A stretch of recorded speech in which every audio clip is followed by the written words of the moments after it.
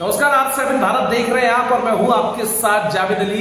आज 7 भारत ऐसी शख्सियत के साथ मौजूद है। चूंकि उत्तर प्रदेश में हाल ही में 9 सीटों पर उपचुनाव हुए, जिसमें 2 सीटों पर समाजवादी पार्टी ने बाजी मारी, जबकि 7 सीटों पर बीजेपी ने अपना बाजी मारी। इसके अलावा आपको ये भी बता दें कि 2 राज्यों में चाहे वो महाराष्ट्र हो या फिर झारखंड हो, वहाँ विधानसभा चुनाव हुए, जहाँ पर महाराष्ट्र में बीजेपी ने बाजी मारी, जबकि झारखंड में जेएमएम ने इंडिया गठबंधन के साथ बाजी मारी। इसके अलावा उत्तर प्रदेश में 2027 में विधानसभा चुनाव होना है।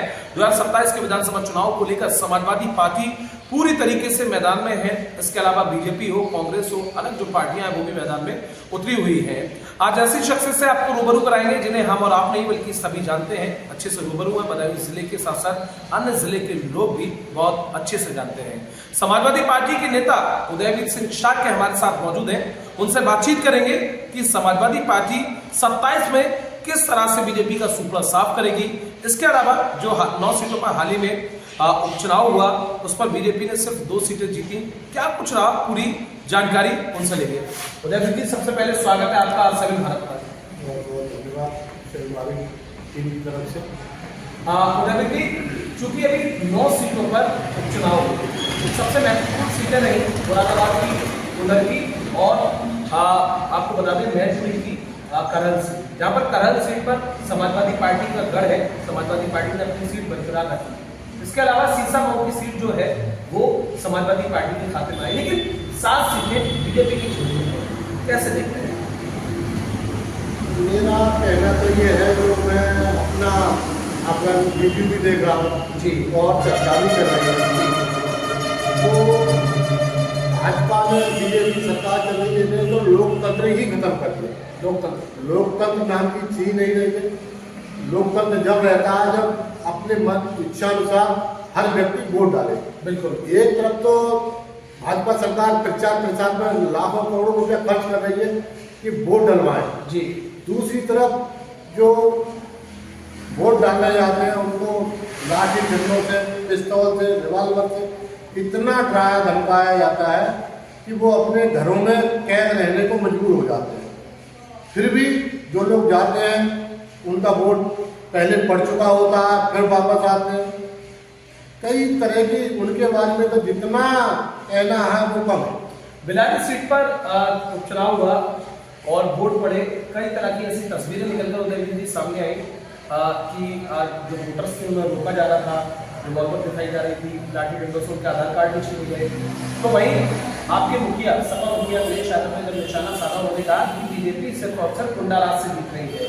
उधर बीजेपी की प्रतिक्रिया निकलकर सामने आती है कि अखिलेश यादव के पास अब कुछ बचा ही नहीं है, तो इसीलिए वो अपनी हाथ पर इस तरह की बातें कर रहे हैं। ऐसा कुछ नहीं है। मेरे अपने हिसाब से तो पब्लिक मन बना चुकी है 2027 में जी। पूर्ण बहुमत की अखिलेश यादव जी की सरकार आई जी। और राष्ट्रीय अध्यक्ष बहुत अच्छा काम कर रहे हैं। पीडीए नाम से नारा दिया है तो उसी को साथ लेकर के पीडीए अपना परिवार और पूरी बहुमत से स्पष्ट हमारी सरकार बनाई। और समाजवादी का कार्यकर्ता इतना मजबूत है, वो डरने वाला नहीं है।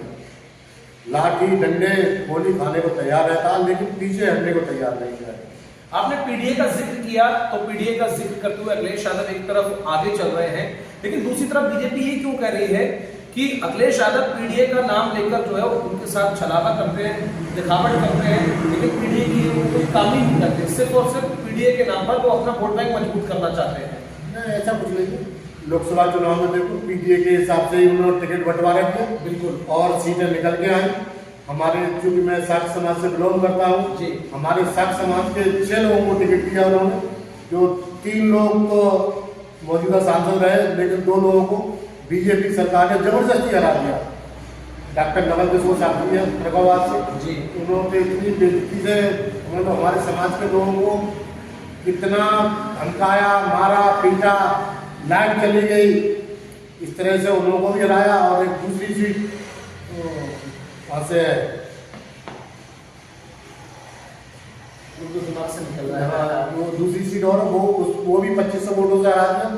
बीजेपी एक नारा दे रही है कि बटेंगे तो काटेंगे, इस तरीके का नारा दिया है, लेकिन अखिलेश यादव कह रहे हैं, या इंडिया गठबंधन पूरा कह रहा है कि साथ चलेंगे, मिलकर लड़ेंगे। साथ चलेंगे, हम 1 से 11 वोट हैं, साथ रहेंगे, मजबूती रहेगी, एक उंगली कुछ नहीं कर सकती। जब हम मौका बना लेंगे तो सब कुछ कर सकते हैं। मजबूती हमारी है।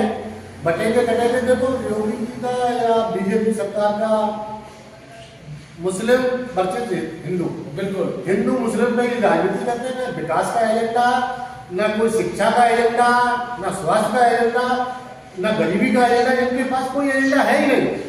सिर्फ और सिर्फ हिंदू को मुस्लिम, इसी के बलबूते ये चुनाव जीत रहे हैं और गुंडागर्दी के आधार पर जीत रहे हैं। वास्तविकता कुछ है ही नहीं। अभी संभल में इतनी बड़ी हिंसा हुई, उस हिंसा को लेकर जो है अब जो संभल के मौजूदा सांसद हैं जियाउर रहमान वर्ग, उन पर जो है FIR दर्ज की गई है, जबकि अखिलेश यादव ने अपना डेलीगेशन जो है तैयार किया है और उस डेलीगेशन को पूरा जाएगा।